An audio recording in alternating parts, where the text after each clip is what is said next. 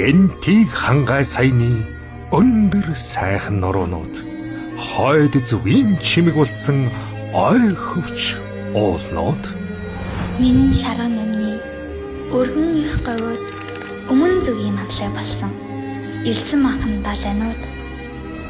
Энэ бол миний төрсөн нутаг Монголын сайхан ороо. Өвөө, би тэнд гоё юм үзүүлье. Гоё юм ээ.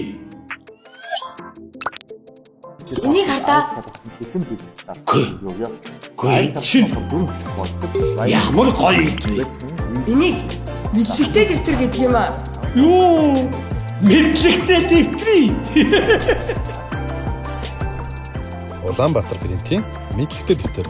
Таны бидний эх орж ирлээ.